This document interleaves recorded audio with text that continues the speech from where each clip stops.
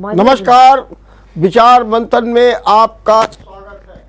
लोकतंत्र में ऐसा माना जाता है कि विपक्ष को मजबूत होना चाहिए और विपक्ष का सम्मान भी होना चाहिए, उसको भी अपनी गरिमा के अनुकूल आचरण करना चाहिए। लेकिन ये दुर्भाग्य, मजबूत होना तो दूर रहा, विपक्ष बिखरा हुआ है, टूटा हुआ है, तोड़ फोड़ का शिकार हो रहा है और इतना ही नहीं बल्कि वो तितर बितर दिख रहा है, जिससे कि आम जनमानस में भी और ख़ास तौर से जो जागरूक लोग हैं वो कुछ चिंतित नज़र आते हैं कि देश का भविष्य क्या होगा और कैसे लोकतंत्र बरकरार रहेगा। हालांकि बीजेपी कह रही है कि लोकतंत्र तो हमारे समय में और मजबूत हो गया है, लेकिन अगर विपक्ष की बात करें तो वो हर बात में लोकतंत्र को खतरे में बताता है।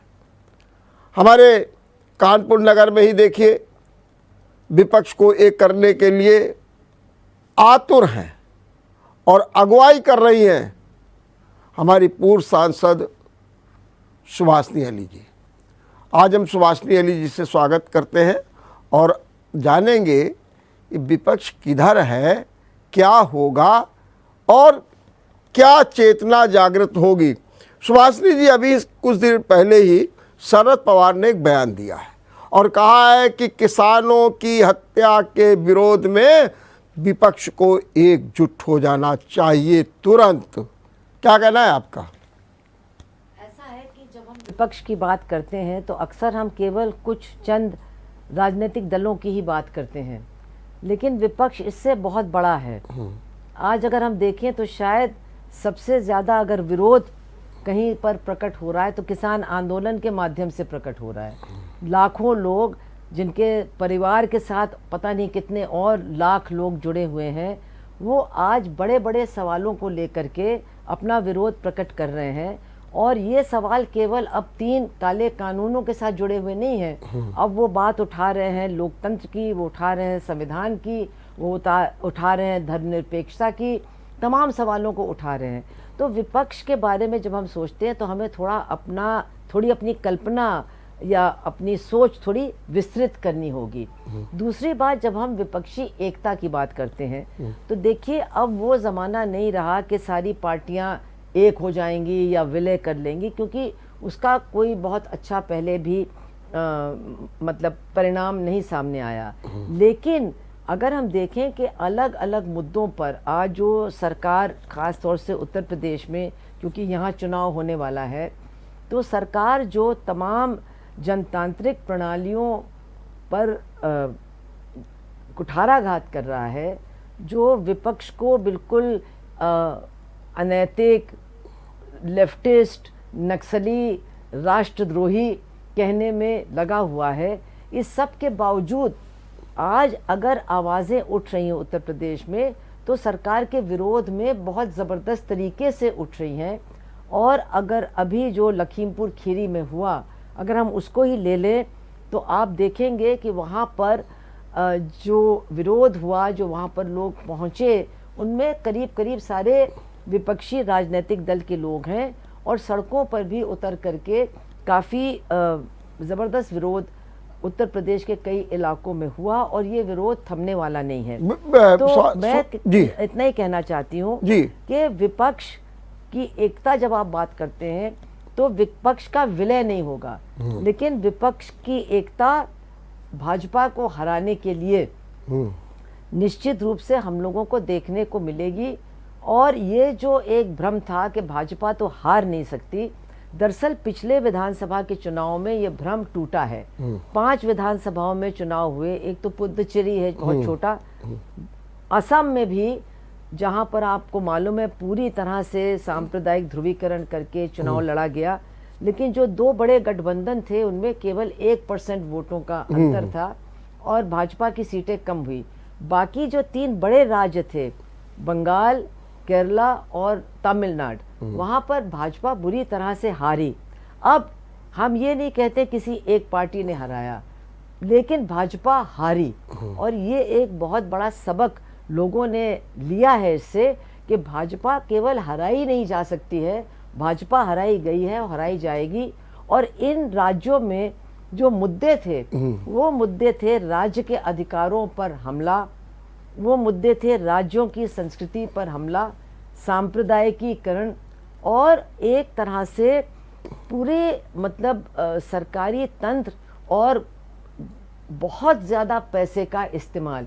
ये किसी लोकतंत्र के लिए बहुत बड़े बड़े सवाल हैं। सुभाष जी, मेरा सवाल ये सीधा सीधा है कि आपने कहा कि विपक्ष का विलय नहीं होगा, लेकिन फिर चेहरा कौन होगा? कौन आकर के कहेगा कि हम मोदी, क्योंकि अब तो इस समय ये कहा जा रहा है कि मोदी के खिलाफ कोई चेहरा नहीं है और योगी के खिलाफ कोई चेहरा नहीं है। ऐसा है जी कि जहाँ तक उत्तर प्रदेश का सवाल है तो यहाँ तो चेहरों की कोई कमी नहीं है। जो लोग मुख्यमंत्री रहे आज वो मैदान में, वो बात अलग है जी। लेकिन अगर आप याद करें, क्योंकि आप भी मतलब काफी दिनों से पत्रकारिता में हैं, जब सन 76 हुए चुनाव की तैयारी हो रही थी तो कोई न पार्टी थी न कोई नेता था, जनता का आक्रोश था कांग्रेस पार्टी के खिलाफ। और आपको शायद याद होगा कि चुनाव के बाद जनता पार्टी बनी, जनता पार्टी का गठन हुआ और उस समय भी 2-3 लोगों के बीच में काफी मतलब होड़ लगी कि कौन प्रधानमंत्री बनेगा। फिर आखिर में मोरारजी देसाई पर तय हुआ।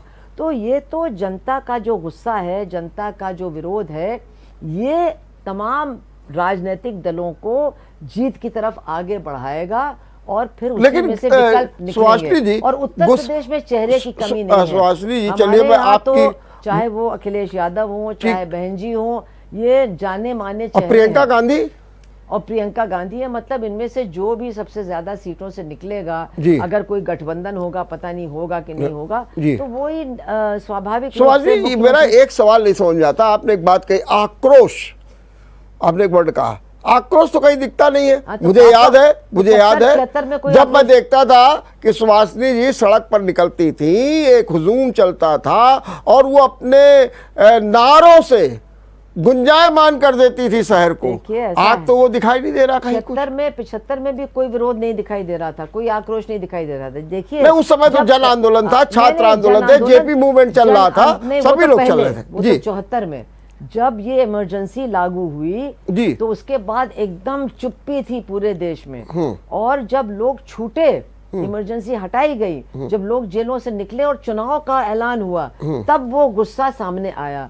आज भी बहुत डर है, इतने लोगों को गिरफ्तार किया जा रहा है। आप देख रहे हैं कि उत्तर प्रदेश में क्या हो रहा है। एक आदमी जो हमारे कानपुर शहर का था, वो एक बिजनेस के लिए जाता है गोरखपुर, और रात में पुलिस आकर के उसको मतलब कहती पूछताछ करना, फिर मारी डालती है। और वो हम लोग सब जानते हैं कि उस दिन मुख्यमंत्री को आना था कानपुर, तो वो मामला कुछ मुआवजा दे करके, लेकिन वो जो महिला है वो इस बात पर अड़ी हुई है कि इस पर जांच होनी चाहिए, जिन्होंने मेरे पति को मारा उनको जेल जाना चाहिए।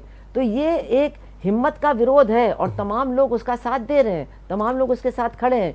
इसी तरह से ये जो नृशंस हत्या किसानों की हुई है यहाँ पर लखीमपुर में, इसमें लोग चुप होने वाले नहीं हैं। देखिए प्रॉब्लम क्या है कि बहुत सी चीजें मीडिया पर आती नहीं है। अगर हम देखें मीडिया को, तो हम किसी का नाम नहीं लेना चाहते, आप भी जानते हैं, लेकिन किस तरह से चीजों को तोड़ मरोड़ करके और दूसरी तरह से कि पता नहीं किसकी गलती थी, किसने क्या किया, इस तरह से यहाँ पर किया गया। लेकिन आप अगर पता करेंगे तो जब ये घटना घटी उसके बाद हजारों आदमी उस घटना स्थल पर पहुंच गया और हमारे किसान सभा के नेता वहां पहुंचे दूसरे दिन, सोमवार के दिन बहुत तड़के।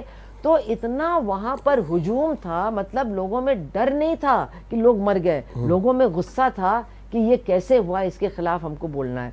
तो लोगों के अंदर गुस्सा है और जहां जहां लेकिन कोई इस गुस्से को कैश नहीं करा पा रही विपक्ष। नहीं, कैश कराने की बात जरूरत नहीं है। नहीं, क्यों नहीं जरूरत है? अगर मान लीजिए सुभाषिनी जी, अगर आप कहती जरूरत नहीं है तो क्या कारण है कि किसानों के वहां पर जो नेता देखो, लखीमपुर लखीमपुर लखीमपुर, बहराइच बहराइच बहराइच, जो जा रहा, अरे क्यों जा रहे हो, क्या हो रहा? और फिर अगर ये कहा जा रहा है कि आपके लिए टूरिज्म हो गया है, तो फिर तो बात तो सही लगती है। फिर जाने में कोई अगर कहीं पर कोई कांड होता है, कहीं पर कोई अत्याचार होता है, तो जो भी राजनीतिक दल है, सामाजिक दल है, उनको वहां जाना चाहिए, इसमें कोई रोक नहीं होनी चाहिए। क्यों नहीं जाएंगे? अगर इतना हल्ला न मचता तो आज भी वो मामला उसकी गिरफ्तारी का जिंदा ना होता, अब तक कोई रफा दफा हो गया होता। आप देख रहे हैं कि उत्तर प्रदेश की पुलिस जो कि कमरे में घुस कर के आदमी को मार डालती है, वो मंत्री के पुत्र के घर पर बार बार नोटिस चस्पा कर रही है कि आप 10 बजे आइए, आप 11 बजे आइए। तो ये मामला तो समाप्त हो जाता अगर इतना विरोध ना होता। तो विरोध की वजह से ही ये तमाम मामले आज जिंदा हैं और इनको जिंदा रखा जाएगा, इनको छोड़ा नहीं जाएगा। जिंदा रखा जाएगा। आप कह रहे हैं विपक्षी पार्टियां, मैं कह रही हूं जो किसान आंदोलन चल रहा है इसमें अगर एक तरफ पंजाब एक नॉन बीजेपी गवर्नमेंट न होती, राजस्थान की एक नॉन बीजेपी गवर्नमेंट न होती, तो किसान आंदोलन में भी कमजोरी आती। ये नॉन बीजेपी गवर्नमेंट्स के अस्तित्व में होने की वजह से भी एक बहुत बड़ा जो है सहारा मिलता है इस आंदोलन का। और पूरे हिंदुस्तान में केरला की सरकार, तमिलनाडु की सरकार प्रस्ताव पारित कर रहे हैं कि हम इनके साथ हैं, हम ये कानून पारित नहीं होने देंगे। इससे निश्चित रूप से इनका मन ही नहीं बढ़ता है, बल्कि वो बार बार सवाल जनता के बीच में आता है कि जब भाई इतना विरोध है इन कानूनों का, तो आखिर सरकार जिद पर क्यों अड़ी हुई है, वापस क्यों नहीं लेती है। फिर हमको भी कहने का मौका मिलता है कि चूंकि ये सरकार अब पूरी तरह से देश के संसाधनों को प्राइवेट हाथों में देना चाहती है, रेलवे से लेकर के किसानों की जमीन तक, इसलिए वो अड़ी हुई है। इसलिए वो आज जो बात होती है कि गरीबों को सब्सिडी मिल रही है, गरीबों को कोई सब्सिडी नहीं मिल रही है। सब्सिडी मिल रही है अदानी और अंबानी को।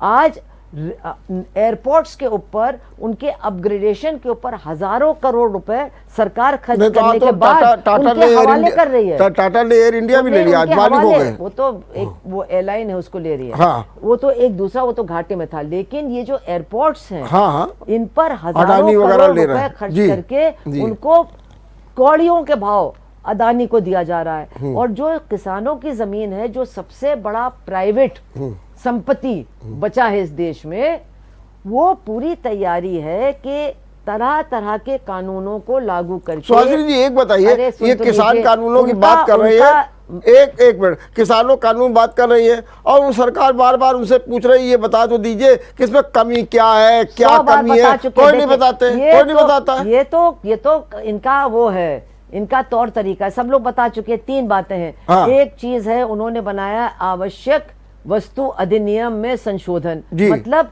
आवश्यक वस्तु के दाम को कंट्रोल करने का अधिकार सरकार ने छोड़ दिया। उसका नतीजा सामने आ गया है। एक कड़वे तेल का भाव 190 रुपया हो गया 1 साल के अंदर। मूंग के दाल का भाव 180 रुपया हो गया है। जो भी जरूरत की चीजें हैं उनका भाव बढ़ता ही जा रहा है, उस पर कोई कंट्रोल नहीं, क्योंकि आपने कानून बदल दिया है। इसी तरह से अब वो कह रहे हैं अब हम बाद में मंडियों में खरीद शुरू करेंगे, फिर उसके लिए लड़ना पड़ता है। फिर कह रहे हैं कि हम इतना ही टन खरीदेंगे, उससे ज्यादा खरीदेंगे नहीं। इसका क्या मतलब है कि आप खरीद जहां पर हो रही थी उसको भी आप खत्म करना चाहते हैं, उसको भी आप कम करना चाहते हैं। और बाकी हमारे यूपी वगैरह में हमने तो यहाँ चकरपुर की मंडी में देखा कि अब की बार गेहूं और चावल खरीदा ही नहीं गया और लोगों ने जो प्राइस दी गई थी उससे बहुत कम में बेचने पर मजबूर हुए। जो गन्ने का अभी तक बकाया है, अब सरकार ने चुनाव को देखते हुए 20-25 रुपए क्विंटल दाम बढ़ाया, लेकिन वो दाम मिल कहाँ रहा है। अभी भी जो हजारों करोड़ का बकाया था वो अभी तक नहीं मिल रहा है।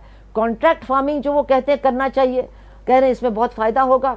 तो अभी आपने देखा कि हिमाचल में और उत्तराखंड में जहां अदानी के साथ समझौता हुआ था सेब को बेचने का, तो 2 साल पहले उन्होंने अच्छे दाम दिए, अब 2 साल हो गए, अब दाम बिल्कुल गिर गए हैं। किसान कह रहा भाई जो फल पैदा करने वाला वो कह रहा हमको आपको नहीं देना है, हमें सरकार दे, या तो हम फिर खुद अपनी ट्रकों में दिल्ली ले जाएंगे, शहरों में ले जाएंगे और वहां बेचेंगे।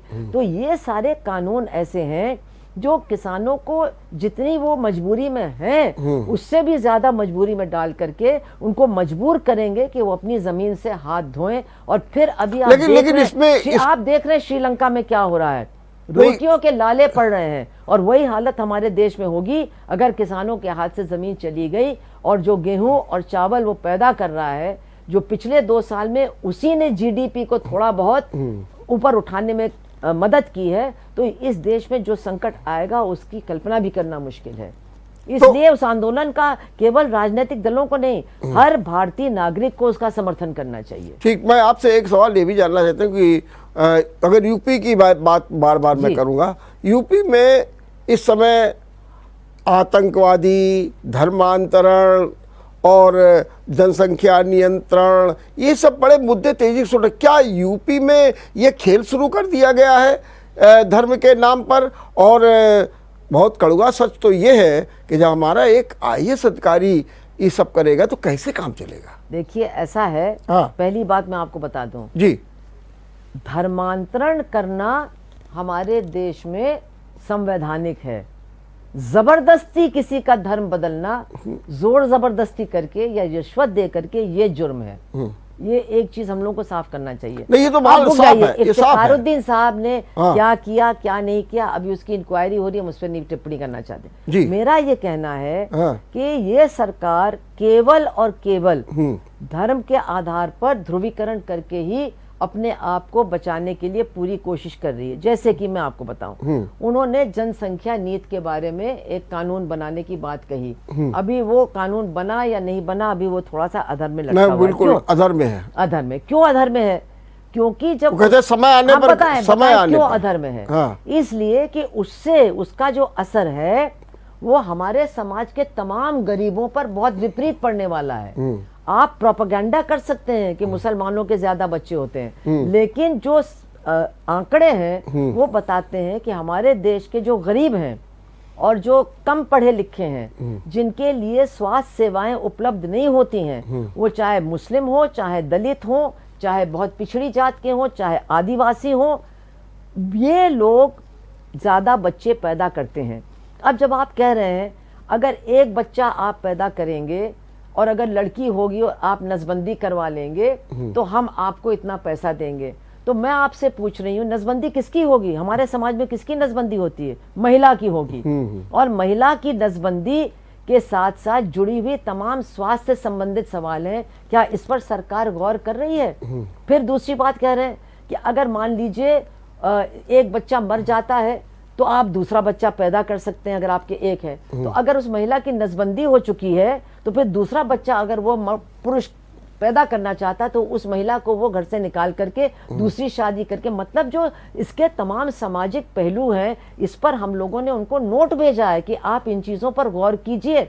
और आप कह रहे हैं कि गरीबों का हम राशन कार्ड देंगे, तो जिस बच्चे ने अपने आप को खुद तो पैदा नहीं किया, आप सज़ा उसको देना चाहते हैं। हमारे यहाँ आज भी रोज पेपर उठा लीजिए, जो सामूहिक स्वास्थ्य केंद्र है उसके फाटक के बाहर बच्चा पैदा हो रहा और मर रहा है, क्योंकि हमारे यहाँ स्वास्थ्य सेवाएं आज भी उपलब्ध नहीं है गरीबों के लिए। और ये पूरी दुनिया का अनुभव है कि जहाँ पर अस्पतालों में या स्वास्थ्य केंद्रों में बच्चे पैदा होते हैं, जहाँ पर माताओं की जान नहीं जाती है, जहाँ पर शिशुओं की जिंदगी कायम रहती है और जहां पर महिलाएं शिक्षित होती हैं, वहीं पर जो जनसंख्या है वो कम होती है। तो क्या आप नहीं चाहती जनसंख्या नियंत्रण हो? क्या आप नहीं चाहती? नहीं, तो मैं चाहती हूँ इसके लिए जो जरूरी है वो किया जाए। हाँ। आप शिक्षा को फ्री करिए, आप प्राइवेट कर रहे हैं तो क्या शिक्षा को आप फ्री करने से जाइए, शिक्षा को प्राइवेट कर रहे हैं। आपको मालूम है 1000 से ज्यादा सरकारी स्कूल प्राइवेट किए गए हैं और बंद किए गए हैं इसी काल में।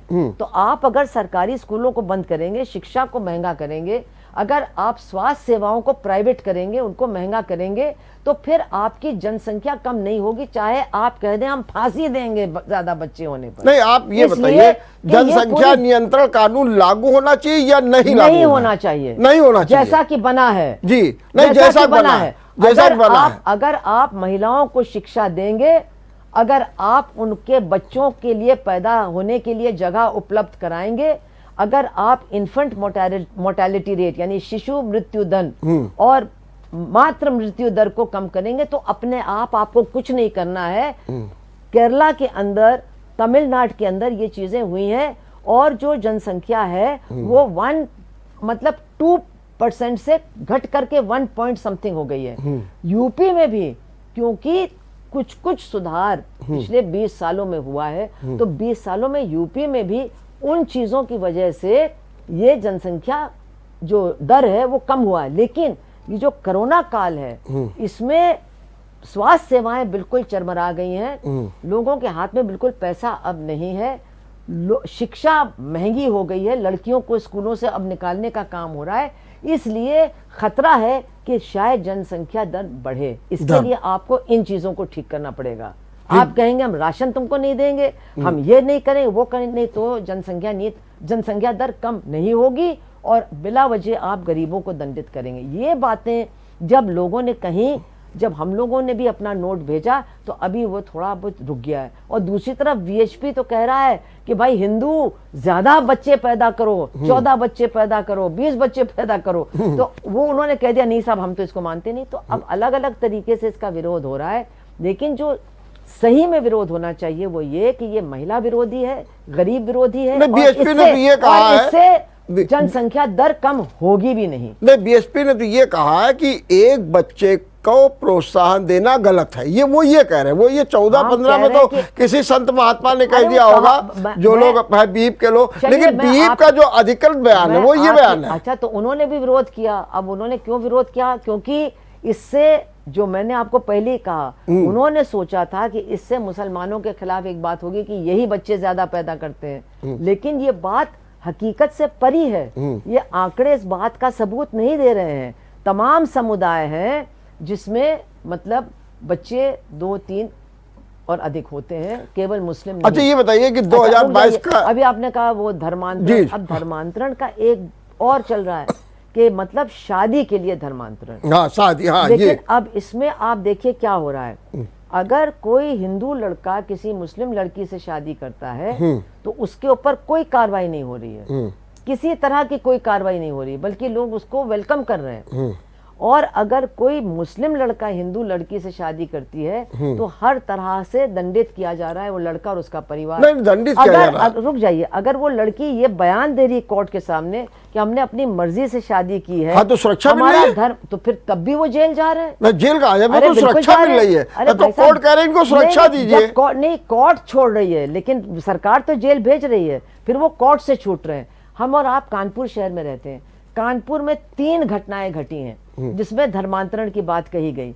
एक में वो महिला और वो पुरुष 5 साल पहले उनकी शादी हुई थी और उनके घर वालों पर लड़की के और उनके ऊपर बुरी तरह से दबाव पड़ा कि आप अगर उसके खिलाफ कुछ नहीं बोलोगे तो ये हो जाएगा, वो हो जाएगा। उसके बाद वो बोला, वो जेल चला गया, फिर वो महिला रोई गाई, हम लोगों के पास भी आई, हम लोगों ने भी पुलिस से कहा, तब जाकर वो छूटा। वो 5 साल पहले उनकी शादी हो चुकी, तो 2 बच्चे हैं। और एक वो जो ई रिक्शा वाला है, उसमें भी पता चला कि वो झूठा आरोप था। एक वो कोई मोहल्ला था, क्या आप मानते हैं कुछ नहीं है, सब बेकार की बातें। उसमें भी हुआ था। हम कह रहे हैं अगर वास्तव में कहीं पर कोई जोर जबरदस्ती से रिश्वत दे करके कोई धर्म परिवर्तन कर रहा है तो उसकी ठीक से इंक्वायरी करके आप एक्शन दीजिए। नहीं, आपके हिसाब से कुछ हुआ कि नहीं? अगर जबरदस्ती हो रही नहीं हो रही है? हमारे सामने तो अभी तक कोई मामला आया नहीं है। आपके पास खाली ये मामले आ गए कि इनको जबरदस्ती परेशान किया जा रहा है? नहीं, तो वो तीनों मामले तो पेपर में आए हैं, पुलिस ने कहा है। पेपर के अलावा भी तो बहुत से मामले हैं जी, तीनों जगह गए हैं। लेकिन ऐसे नवस्था का मामला था, बर्रा का मामला था, कई जगह के मामले थे। हम सारे मामलों में जा चुके हैं। चलिए, अच्छा ये बताइए, पूरे हिंदुस्तान में, अच्छा रुक जाइए, केवल हिंदू और मुस्लिम नई शादियां कर रहे हैं, अलग अलग जातियों के लोग भी शादियां कर रहे हैं, तो उसमें भी तो लोग मारे जा रहे हैं। उसमें क्यों मार रहे हैं? इसलिए कि हमारी एक मानसिकता है कि लड़की की शादी का फैसला माँ बाप को ही करना चाहिए, उसके अलावा किसी को अधिकार नहीं है। अब तो खत्म हो रहा है। मानसिकता में भी चेंज लाने की जरूरत है। जी, नहीं, वो तो लाने की जरूरत है। ठीक बात। अच्छा, तो मुझे ये बताइए 2022 के चुनाव का क्या हो रहा है, ये बताइए। 2022 के चुनाव में तो हमको तो लगता है कि सरकार परिवर्तन होगा। कैसे होगा? अरे कौन है? जैसे होता है। अब देखिए, अगर आप ये देखिए कांग्रेस की स्थिति कैसी आपको मालूम है, और कांग्रेस रीस्टेब्लिश करने के लिए प्रयास कर रहे, कुछ नहीं हो रहा। सपा वो खुद ही शिवपाल अपन झगड़ा कर रहे हैं आपस में, उनकी क्या स्थिति है। अगर आप यूँ देख लीजिए बसपा को, तो बसपा अपना एकला चलो, और कहीं कहीं उनकी नीति भी कुछ ऐसी लगती है जिसमें कुछ नहीं। आपकी सारी बातें हमने मान ली, ओवैसी। इसके बाद भी हम आपसे कह रहे हैं हाँ, कि जनता का इतना गुस्सा है सरकार के खिलाफ कि जनता अपना फैसला करेगी, जो भाजपा को हरा रहा है उसको जिताएगी और वही सरकार बनाएंगे। मैं ज्योतिष नहीं करती हूँ, आप भी जानते हैं, हम भी जानते हैं, सब लोग जानते हैं कि इस समय कौन आगे है इस दौड़ में, हम अभी कहना नहीं चाहते। लेकिन जनता बहुत समझदार है, बहुत होशियार है, वो अपने अपने चुनाव क्षेत्र में फैसला नहीं, करके जनता तो ये भाजपा देख को रही हराएगी। है, जनता तो वो जनता भाजपा को है, हराएगी। वो जनता वो है, कह रही है हमको फ्री राशन मिल रहा है, सिलेंडर मिल रहा है, तो बिजली मिल रही है, शौचालय मिल रहा है, सिलेंडर की सब बात, कुछ आप कह भाई रहे हैं। साहब, आप सिलेंडर की बात जाके कहिए, 900 से कम कोई सिलेंडर वो नहीं है। दूसरी बात है, कोई मुफ्त में सिलेंडर नहीं मिल रहा है। मकान मिल ही रहा कोई, है, हाँ, सबको मिल रहा है। हाँ, अब तो उनको उनके पर क्या है? अब आपने यही कारण है देखा कि अभी आपने महंगाई देखा का कोई असर अभी पड़ता नहीं है। प्रधानमंत्री के कार्यक्रम में जी। जो लोग चुनिंदा लोग वहां ले जाए गए, उसमें एक महिला ने काम को कुछ नहीं मिला। हाँ। तो जितने लोगों को मिल रहा है, हम नहीं कह रहे, कुछ लोगों को मिल रहा है, हो सकता है, लेकिन सिलेंडर की बात तो आप मत करिए, क्योंकि सिलेंडर का दाम तो अभी अरे तो परसों मकान की एक- बात करें, अरे मकान- प्रधानमंत्री कह रहे हैं कि 3 करोड़ लोग लखपति हो गए, 3 करोड़ तो लोग। वो उनको बड़ी खुशी हो रही है। हाँ। आप कानपुर में घूमिए, हाँ। आप दूसरी गांवों में जाकर के घूमिए और देखिए कि लोग किन स्थितियों में रह रहे हैं। जो मुफ्त का राशन मिल रहा है वो कोई किसी पर उपकार नहीं कर रहा है। मुफ्त का राशन ऑलरेडी हमारे यहाँ अंत्योदय स्कीम थी पहले से, वो तो थी। और ये तो कोरोना की वजह से जो लोग बिल्कुल बेहाल हो गए, बदहाल हो गए, तो किसानों को आप नमन कीजिए कि उनके परिश्रम से ये जो है राशन उसकी वजह से मिल रहा है। और आपको मालूम है कि उत्तर प्रदेश में 96 लाख राशन कार्ड कैंसिल किए गए हैं, 96 लाख। और जिसके पास आधार कार्ड नहीं है, जो कोई सबूत नहीं दे पा रहा, उसको राशन भी नहीं मिल रहा है। नहीं, तो ये- ऐसा नहीं है, आप जाकर के पता करिए कौन खुश है और कितने लोग खुश हैं। एक बात ये भी हो रही है कि इलेक्शन आ रहा है और मुद्दे भी उठेंगे, और लगता है कि जब सब परिस्थितियां प्रतिकूल होंगी तो आप लोग कह देंगे वो ध्रुवीकरण हो गया, धर्म की बात वो कह तो दी हो गई सकता है, हैं? वो तो हो सकता है। तो फिर हो हम सकता ये है, तो कह फिर रहे हैं- तो फिर आप कैसे दावा करती कि आप जीत जाएंगे? हमने नहीं कहा, हमने कहा ये सरकार हारेगी। अब वो नहीं, कोई हारे कैसे? अरे भाई, अगर वो कोई बहुत बड़ा दंगा करवा दे तो हम नहीं कहते क्या हो सकता है, दंगा लेकिन क्या करा देंगे? जो लोगों का गुस्सा है, लेकिन लोग आजकल कहते हैं मतांतरण, लब जेहाद, जनसंख्या, आतंकवादी, कुछ- अरे आप क्या कहने के लिए, और जैसे कि मैं कह रही हूँ ये आग लगाने की पूरी कोशिश कर रहे हैं, लेकिन आप ये भी देख रहे हैं कि लोग ज्यादा आग लगाने में दिलचस्पी आजकल नहीं दिखा रहे हैं। लेकिन ये बहुत 2017 अच्छी में बात क्या है। हुआ था? 2017 में क्या वही होगा? 2017 में क्या हुआ था? हाँ, उसमें भी तो ऐसे ही बातें की गई थी। वो तो 18 में हुआ था। खैर नहीं कोई नहीं, बात। हम ये कह 2017 रहे में हैं- विधानसभा का हाँ, चुनाव लेकिन हुआ। एक जगह 2 बार बिजली एक ही जगह नहीं गिरती है। जी। मैं ये कह रही हूँ आज की जो परिस्थिति है वो हम लोग नहीं कर रहे हैं। गोरखपुर में जो हमारे कानपुर के गुप्ता जी मारे गए, उनको हमने नहीं मारा, वो जी। उनकी सरकार का एक अंग है, पुलिस, उन्होंने मारा। ठीक बात तो है। ये जो इनके कुकर्म है, उनकी वजह से गुस्सा है जनता के अंदर। चलिए, ये बहुत बड़ी बात है। ये चल- हमारे आंदोलन या हमारे प्रचार से गुस्सा नहीं बढ़ रहा है, ये उनके कुकर्मों से गुस्सा बढ़ रहा है। चलिए। और इसलिए उसको फिर शांत करना मैं नहीं समझती हूँ आसान काम। चलिए, बहुत बहुत धन्यवाद, बहुत बहुत धन्यवाद सुहासिनी जी, आपने बहुत अच्छे ढंग से जनता के आक्रोश को व्यक्त किया। अब देखना ये है, ये जनता का आक्रोश किस दिशा में जाता है, क्या फुस हो जाता है या फिर आप लोगों की कामनाओं को, आप लोगों की इच्छाओं को पूरा करता है। देखते रहिए विचार मंथन। नमस्कार। धन्यवाद।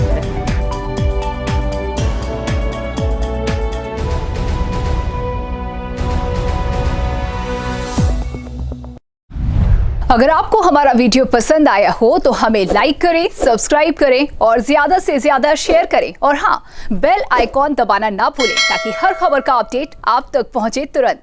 आप हमें इंस्टा, ट्विटर और फेसबुक पर भी फॉलो कर सकते हैं। हमारी आईडी है @JMT News Flash।